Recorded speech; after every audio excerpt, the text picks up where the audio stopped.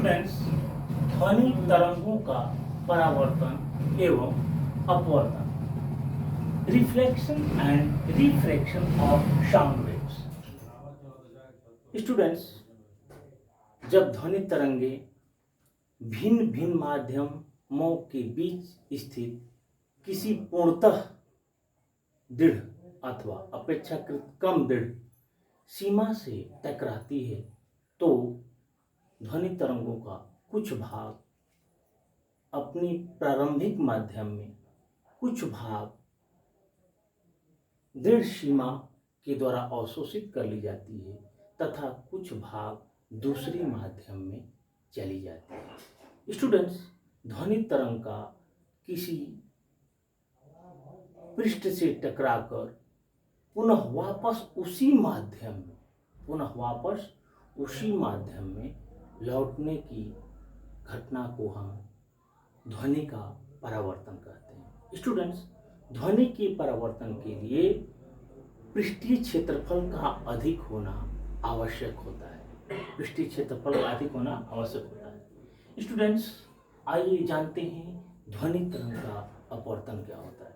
Students, जब ध्वनि तरंग एक माध्यम से दूसरे माध्यम में प्रवेश करती है, जैसे सपोज मान लीजिए ये सघन माध्यम है और ये आपका विरल माध्यम है। This is denser and this is rare. Students, जब ध्वनि तरंग सघन माध्यम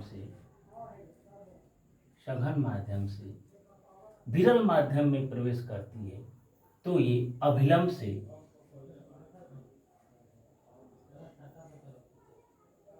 दूर भागती है और जब यही ध्वनि तरंग विरल माध्यम से सघन माध्यम में प्रवेश करती है तो अभिलंब की ओर झुकती है।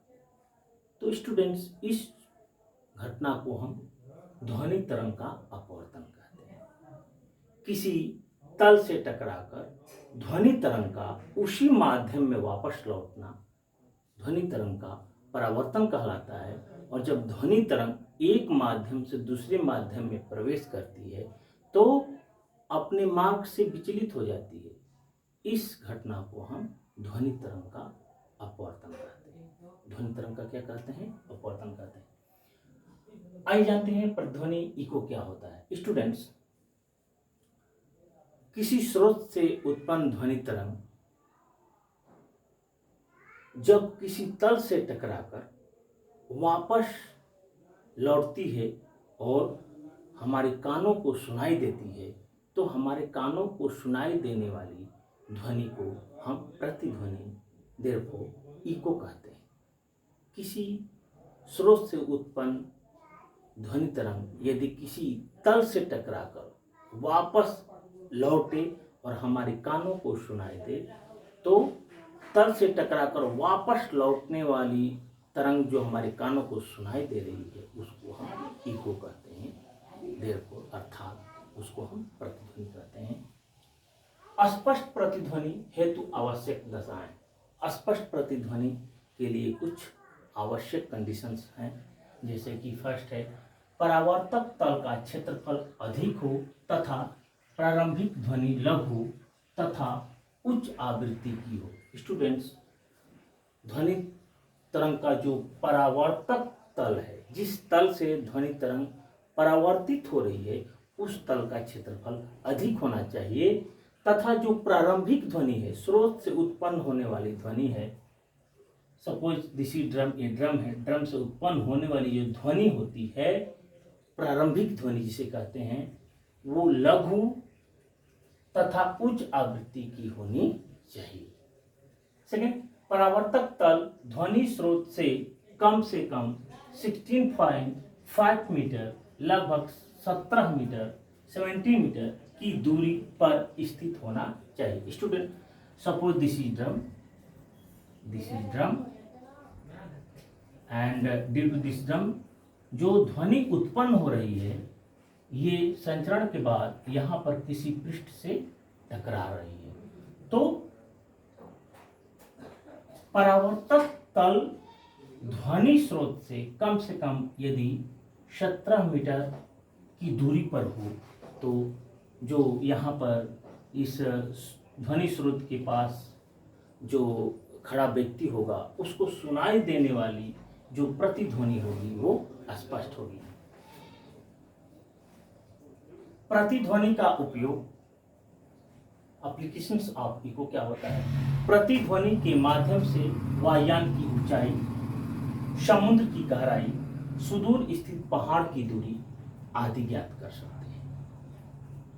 अनुरणन, स्टूडेंट सिनेमा घरों, हॉल आदि में ध्वनि स्रोत के बंद होने के पश्चात भी ध्वनि कुछ देर तक सुनाई देती रहती है, इसे अनुरणन कहते हैं। स्टूडेंट्स, जब सिनेमा घरों या हॉल में ध्वनि तरंग रुक जाती है, इसके बाद भी उसका जो प्रतिध्वनि होता है कुछ देर तक सुनाई देता रहता है, जिसे हम अनुरणन कहते हैं। इसके बाद आता है अनुरणन काल। प्रतिध्वनि के बंद होने तक के समय को हम अनुरणन काल कहते हैं। स्टूडेंट्स, जब ध्वनि स्रोत से ध्वनि बंद हो जाए, इसके बाद प्रतिध्वनि जितनी देर के बाद रुकती है उस समय को हम अनुरणन काल कहते हैं। क्या कहते हैं? अनुरणन काल। स्टूडेंट्स, इसका अगर ज़्यादा देर तक प्रतिध्वनि उत्पन्न होगी तो ये हमारे लिए, हमारे स्वास्थ्य के लिए नुकसानदायक होता है।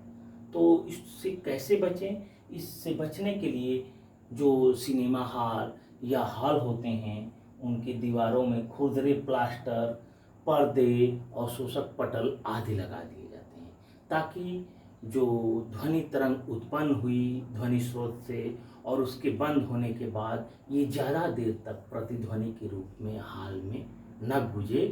दीवारों में खुरदरे प्लास्टर हैं, जो पर्दे लगे हैं या जो अवशोषक पटल हैं, वो ध्वनि तरंग को सोख लें और जल्द ही प्रतिध्वनि समाप्त हो जाए, ताकि हमारे स्वास्थ्य पर कोई प्रभाव न पड़े।